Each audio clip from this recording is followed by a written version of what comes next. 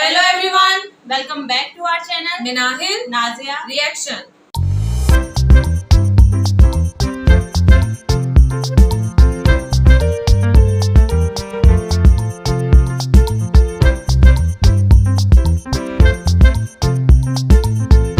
तो आज इस वीडियो पे हम रिएक्शन देने जा रहे हैं। इसका टाइटल है वीडियो का टाइटल है यूसीसी हिंदू राष्ट्र मुस्लिम ट्रेंडिंग बीजेपी और इनके चैनल का नेम है जी न्यूज।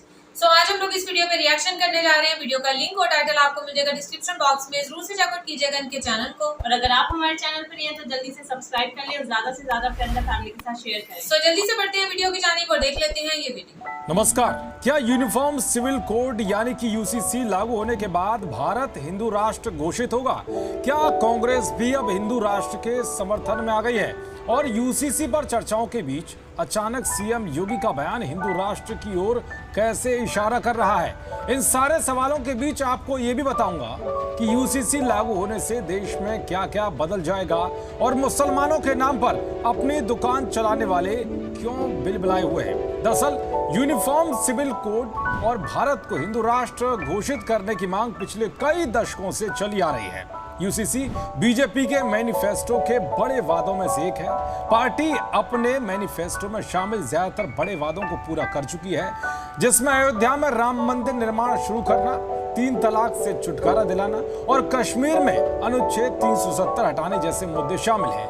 पीएम मोदी ने जब से यूनिफॉर्म सिविल कोड लागू करने के संकेत दिए हैं, तब से पूरे देश में इस मुद्दे पर बहस छिड़ गई है। कहा जा रहा है कि केंद्र सरकार आगामी मॉनसून सत्र में यूसीसी का बिल संसद में पेश कर सकती है। मॉनसून सत्र में ही इसे लागू कराने की पूरी तैयारी कर ली गई है। साथ ही राज्यसभा में इसे कैसे पास कराया जाए, इस प्लान पर भी तेजी से काम चल रहा है। यूसीसी के मुद्दे के बीच हिंदू राष्ट्र का मुद्दा भी तूल पकड़ने लगा है। अब सोशल मीडिया पर दावे किए जाने लगे हैं कि यूसीसी लागू होने के बाद भारत हिंदू राष्ट्र भी घोषित होने वाला है। दरअसल भारत को हिंदू राष्ट्र घोषित करने की चर्चा अब क्यों जोर पकड़ने लगी है, इसके लिए हमें कुछ महीने पीछे जाना होगा, जिससे देश को हिंदू राष्ट्र घोषित करने के कहीं ना कहीं संकेत मिलते हैं। भारत को हिंदू राष्ट्र घोषित करने का सबसे बड़ा सिग्नल अपनी कट्टर हिंदुत्व छवि के लिए पहचाने जाने वाले और बीजेपी के फायरब्रांड नेता सीएम योगी के बयानों से मिलता है। सीएम योगी ने सबसे पहले 2017 में हिंदू राष्ट्र का समर्थन करते हुए कहा था कि अगर ये लोगों और देश के हितों की पूर्ति करता है तो ऐसे कदम में कुछ भी गलत नहीं है। इसके अलावा सीएम योगी ने इसी साल 15 फरवरी को एक ट्वीट करते हुए लिखा था कि भारत हिंदू राष्ट्र है क्योंकि भारत का हर नागरिक हिंदू है। भारत हिंदू राष्ट्र था और आगे भी रहेगा। सीएम योगी के इस ट्वीट के बाद पूरे देश में एक बहस भी छिड़ गई थी, जिसके बाद कहा जाने लगा कि अब जल्द भारत को हिंदू राष्ट्र घोषित किया जाएगा, क्योंकि सीएम योगी जैसा नेता हिंदू राष्ट्र पर इस तरह बयान देता तो ये एक बड़े संकेत के तौर पर देखा जाता है। तो ये रही अभी सीएम योगी के बयानों की बात, जिसमें हिंदू राष्ट्र की झलक साफ दिखाई देती है। लेकिन अगर कांग्रेस का ही कोई बड़ा नेता हिंदू राष्ट्र का समर्थन करे तो हर किसी का चौंकना भी लाजमी है। दरअसल कुछ दिनों पहले ही छत्तीसगढ़ के रायपुर में कांग्रेस विधायक अनीता शर्मा ने हिंदू राष्ट्र बनाने के लिए आह्वान किया था और इसके लिए सभी को आगे आने को कहा था। विधायक अनीता शर्मा ने कहा था कि हम जहां भी हैं, हमें हिंदू राष्ट्र बनाने का संकल्प लेना चाहिए। हमें हिंदुओं के लिए बात करनी चाहिए और ये तभी संभव है जब सभी हिंदू एक साथ आए। हालांकि अनीता के हिंदू राष्ट्र के आह्वान पर कांग्रेस के बड़े नेताओं ने चुप्पी साध ली थी। तो वहीं जब हवन पूजा के बाद पीएम मोदी ने सेंगोल को नए संसद भवन में स्थापित किया था, तब ये चर्चा तेज होने लगी थी कि पीएम मोदी ने हिंदू राष्ट्र की नींव रख दी है।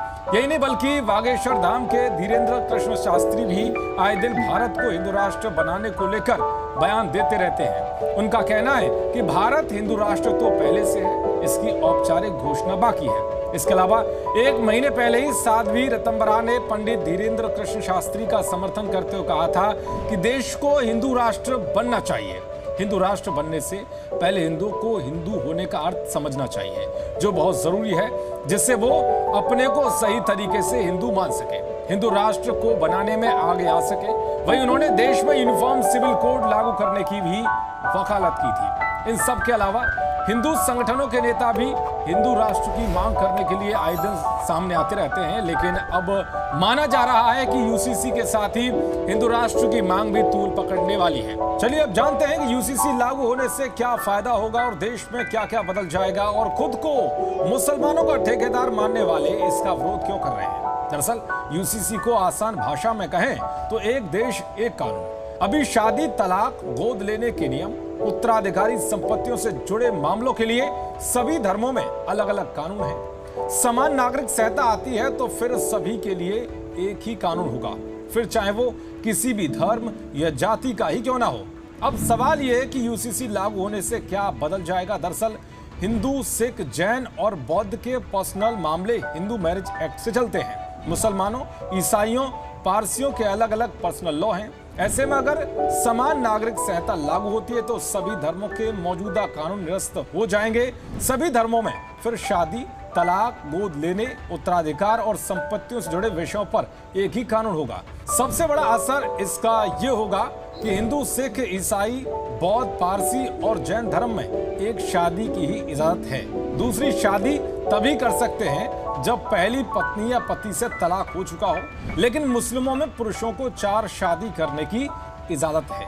यूसीसी आने पर बहु विवाह पर रोक लग जाएगी। इसके अलावा इसका असर तलाक पर भी पड़ेगा। हिंदू समेत कई धर्मों में तलाक को लेकर अलग अलग नियम हैं। तलाक लेने के आधार अलग अलग हैं। तलाक लेने के लिए हिंदुओं को 6 महीने तो ईसाइयों को 2 साल तक अलग अलग रहना पड़ता है, लेकिन मुस्लिमों में तलाक का अलग नियम है।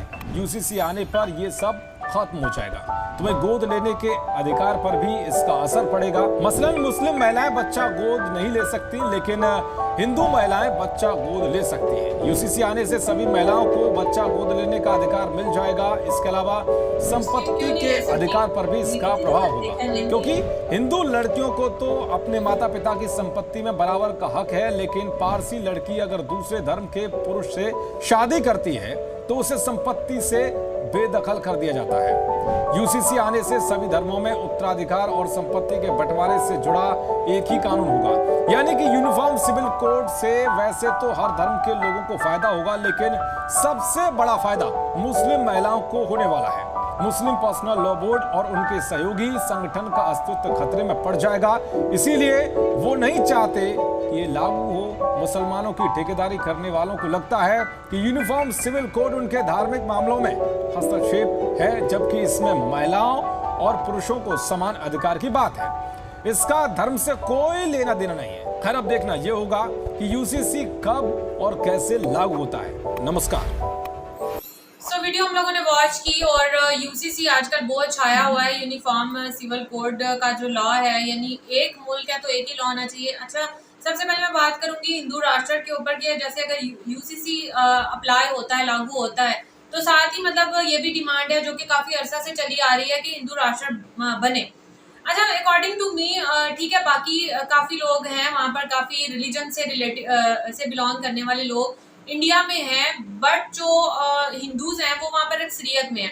और हिंदू का सबसे पहले तो मुझे लगता है कि मतलब जानना चाहिए कि हिंदू का मतलब क्या होता है। मुझे ऐसा लगता है कि हिंदुस्तान में रहने वाले को हिंदू कहते हैं, क्योंकि ये हिंदू एक रिलीजन नहीं है। इनका जो रिलीजन है वो सनातन है, सनातन रिलीजन को फॉलो करते हैं हिंदूज जो हैं। लेकिन यहाँ पर शायद मतलब बहुत सारे लोग या बहुत सारे रिलीजन से बिलोंग करने वाले लोग शायद ये सोचते हैं कि ये हिंदू है, ये एक रिलीजन है, और ये हिंदूज इस तरह से कि अब हिंदू राष्ट्र आएगा तो पता नहीं इनका रिलीजन शायद आ जाएगा या बहुत सारे ऐसे कानून लागू होंगे। मुझे ऐसा लगता है कि अगर हिंदू राष्ट्र बनाने के बारे में अगर सोचा जा रहा है तो कुछ गलत नहीं है, क्योंकि पाकिस्तान जो है, पाकिस्तान में अगर इस्लामी कानून है या इस्लामिक स्टेट ऑफ पाकिस्तान अगर ये है तो जाहिर सी बात है वो भी हिंदूज स्टेट ऑफ हिंदुस्तान होना चाहिए वहां पर, क्योंकि हिंदू अक्सरियत में है, यहाँ पर मुसलमान अक्सरियत में है, तो यहाँ पर जाहिर सी बात है उनका ही राज है। जो माइनॉरिटीज हैं, अब 2-3 हज़ार या कुछ माइनॉरिटीज या चलो 1 लाख भी अगर माइनॉरिटीज यहाँ पर मौजूद है तो उनके तो कानून यहाँ पर नहीं लगेंगे ना, या उनका रिलीजन का तो यहाँ पर राज नहीं होगा। जाहिर सी बात है मुसलमान अक्सरियत में है तो यहाँ पर मुसलमानों का ही राज होगा। इसी तरह अगर हिंदुस्तान में हिंदू अक्सरियत है तो उनका ही राज होगा। लेकिन फिर भी वहां पर मतलब जो बाकी रिलीजन से रिलेटेड लोग हैं, जैसे मुसलमान है, काफी संख्या में है वो वहां पर, जैसे 25 करोड़ कोई मतलब कोई मामूली या आम बात नहीं है, पूरे पाकिस्तान की इतनी आबादी बनती है। तो फिर उनको मुझे लगता है कि सबको देख के सबको एक साथ लेकर चलना चाहिए, क्योंकि जो मुसलमान है वो जाहिर सी बात है इस्लामी शरिया को फॉलो करते हैं। उसमें जितनी भी चीजें हैं, जैसे तलाक को लेकर या शादी को लेकर, उनमें अब एक ही रूल बना दिया जाए। और रूल किस टाइप का होगा, या तो फिर मतलब एक ऐसा रूल बनाया जाए ना सबके लिए, मतलब सब जितने भी जैसे जैन है, सिख है, हिंदूज हैं, मुस्लिम है, सबके लिए जो एक्सेप्टेबल हो। ऐसा ना हो कि जस्ट वो हिंदूज को देखते हुए ही रूल बनाया जाए कि हिंदूज यहाँ पर ज्यादा संख्या में है, तो जो रूल हिंदूज फॉलो करते हैं या सनातन में जो रूल है वही जो है वो सबके लिए अप्लाई। जैसे क्रिश्चियंस का जो है ये रूल था कि मतलब तलाक लेने पर 2 साल तक उनको अलग रहना पड़ता है, तो 2 साल एक बहुत बड़ी मुद्दत है। मुसलमानों में सिर्फ जो है वो 4 माह 10 दिन की होती है, और हिंदूज में भी 6 माह है। अच्छा, मुझे ऐसा लगता था कि सिर्फ ये मुसलमानों में ही ये नियम है या ये रूल है कि आपने इतनी देर अलग रहना फिर आगे शादी करनी है, लेकिन ये हिंदूज में भी है, क्रिश्चियंस में भी है, और भी जैन वगैरह उनमें भी ये चीजें हैं। तो खैर मुझे ऐसा लगता है कि यूसीसी को मुझे नहीं लगता कि इसको लोग लागू होने देंगे वहां पर, क्योंकि डिफरेंट जितने भी रिलीजन से रिलेटेड वहां पर लोग रहते हैं, जाहिर सी बात है सब लोग जो है वो रुकावटें डालेंगे कि मतलब ऐसा नहीं होना चाहिए। हर कोई जो है वो अपने जो रिलीजन है उसका जो लॉ है उसको अप्लाई करना या उसको मानने में ही ज्यादा सही फील करेगा, या ये आप कह लो कि जैसे पहले से चलता आ रहा है, जो भी कोई नई चीज आती है उसके लिए रुकावटें तो आती हैं। अब देखना ये कि ये लागू होता है या नहीं, और हिंदुस्तान का हिंदू राष्ट्र बनता है या नहीं, मुझे ये देखना है, मुझे ये जानना है, क्योंकि मैं तो बड़ी एक्साइटेड हूँ। मैं हिंदू राष्ट्र ठीक है बनना चाहिए, वही आप वाली बात, वहाँ पे हिंदुओं की जो है वो मेजोरिटी जो ज्यादा है। लेकिन अगर जैसे बात कर रहे थे कट्टरपंथी की बात कर रहे थे, जैसे बीजेपी में हम देखते हैं कि बहुत ज्यादा कट्टरपंथी है, तो अगर वहाँ पे ये हो गया तो आप उसे लिखवा लो, वहाँ पे मुसलमानों के साथ जो है वो बहुत ज्यादा ज्यादती होगी। मतलब उनकी जैसे अभी ये है कि नमाज वगैरह जैसे वो लाउड स्पीकर में अजान हो जाती है, मतलब बहुत सारी चीजें जो है वहाँ पे खत्म हो जाएंगी। अभी वहाँ पे हिंदू राष्ट्र नहीं आया, लेकिन आप ये देख लो कि यूसीसी जो लॉ आ रहा है वो भी मुसलमानों के मतलब हक में नहीं है। अगर आप बात कर लो वही अगर हम सिंपल एक बात कर लेते हैं, हर घर के जो है वो अपने रूल्स होते हैं, मतलब हमारे घर के और होंगे, हर दूसरे घर के और होंगे। अब हम ये नहीं कर सकते कि जो हमारे घर के रूल्स हैं वही जो है वो दूसरे जो है उसको जो है वो फॉलो करें। अब जितने इन्होंने यूसीसी लॉ के बताया कि मतलब एक शादी होगी या बच्चा जो है वो आप गोद ले सकती हो, बल्कि हम दोनों ने इस बात पे एक दूसरे को देखा था। हमने बहुत सारी मुस्लिम खवातीन देखी है कि जो जिनकी औलाद नहीं होती वो बच्चे अडॉप्ट कर लेती हैं। ये बात हमें समझ में नहीं आई। अगर मतलब ऐसे वो रूल उसमें ना होता, कानून में ये शामिल ना होता या इस्लाम में ना होता, तो मतलब ऐसे लोग ले नहीं सकते, बैन नहीं हो सकते। कोई छोटी बात नहीं है, बहुत बड़ी बात है। लेकिन यहाँ पे पाकिस्तान में हमने देखा है कि बहुत सारे जो है वो सेंटर बने होते हैं, जिनकी औलाद नहीं होती वो वहाँ से जाके जो है वो बेबी जो है वो अडॉप्ट कर लेते हैं। इवन आपस में रिश्तेदारों को दे देते हैं। हाँ, रिश्तेदार भी आपस में अडॉप्ट कर लेते हैं। और हमारे इस्लाम भी इस चीज की कि अगर कोई यतीम है तो आप उसकी सरपरस्ती कर सकते हो। तो ऐसे ये बात जो है वो हमारी समझ से बाहर थी। और जो बात हुई थी इसकी कि तलाक वाली, तो मुझे बहुत ज्यादा हैरानगी हुई थी, खासतौर पे हिंदुओं की ये बात देखी, क्योंकि मुझे लगता था कि ये जो हर वक्त कहते रहते कि आप लोग इद्दत करते हो, आप लोगों का इतना टाइम जो है वो इद्दत में गुजर जाता है, लेकिन हमसे ज्यादा टाइम तो हिंदुओं में है। 6 महीने, हमारे तो 4 महीने, हाँ 4 माह 10 दिन है, लेकिन हिंदुओं में तो 6 महीने। और सबसे ज्यादा जो है वो क्रिश्चियन 2 साल, मतलब 2 साल तक वो किसी से शादी नहीं कर सकते। हाँ, ऐसे ही लग रहा है। हाँ, तो ये बहुत ज्यादा है। तो जितने भी इस यूसीसी में जो भी जो वो लॉ लेके आ रहे हैं वो ज्यादातर हिंदुओं के, सिखों के और जैन के हैं। मतलब जो अहले किताब है, जैसे मुसलमान हो गए, ईसाई हो गए या पारसी हो गए, उनके ये खिलाफ जा रहे हैं। तो जैसे उधर हिंदुओं में हिंदुस्तान में जो है 25 करोड़ मुसलमान रहते हैं। अभी सिर्फ हमें मुसलमानों का पता है, पता नहीं क्रिश्चियन कितनी तादाद में रहते हैं या पारसी कितनी तादाद में रहते हैं। और ये भी हो सकता है जो ये सेनेट है इनका या जो पार्लियामेंट है जहाँ से बिल पास होना है, वहाँ पे भी क्या पता मुस्लिम हो या दूसरे मजहब के जो है वो लोग हों, तो जाहिर पता है इतनी जल्दी से तो ये बिल पास ही होगा। हर एक अपनी रूल के मुताबिक जो है वो जिंदगी गुजार रहा होता है। अब जैसे हम लोग तो मुसलमान हैं या क्रिश्चियन हो गए या वो हो गए पारसी हो गए, उनको पता है कि उनके रिलीजन जो है वो में ये जो अगर चीजें हैं तो वो किसी ना किसी मतलब उसका कोई ना कोई वजह जो है वो लाजमी होगी। अगर हम ये कहें कि जी सनातन धर्म में या किसी और धर्म में जो है वो इस्लामिक रूल्स लेके आए जाए, उसके मुताबिक जिंदगी गुजारी जाए, तो ये मुश्किल काम है। तो मुझे नहीं लगता ये जो यूसीसी लॉ है ये इतनी जल्दी पास होने वाला है। मतलब सब जो है मुसलमान या दूसरे मजहब के लोग क्योंकि उनके खिलाफ जा रहे हैं ना, जैसे 4 शादियों की बात होगी, इसमें तलाक की भी बात थी, हलाला की भी बात थी, और एक और चीज भी थी ना, अभी मेरे ज़हन से निकल गया, इसमें एक और चीज भी जो है वो ऐड थी। तो ये सारी चीजें जो है वो मुसलमानों की जो इस्लाम की जो है वो खिलाफ जा रही है। तो अगर इस्लाम में इन चीज़ों की रखा हुआ है तो इसके पीछे कोई ना कोई वजह जो है वो लाजमी है। तो मुझे नहीं लगता ये लॉ जो है वो पास होने वाला है। मुसलमान या दूसरे मजहब के लोग जो है वो लाजमी इसके ऊपर कुछ ना कुछ जो है वो रिएक्शन करेंगे।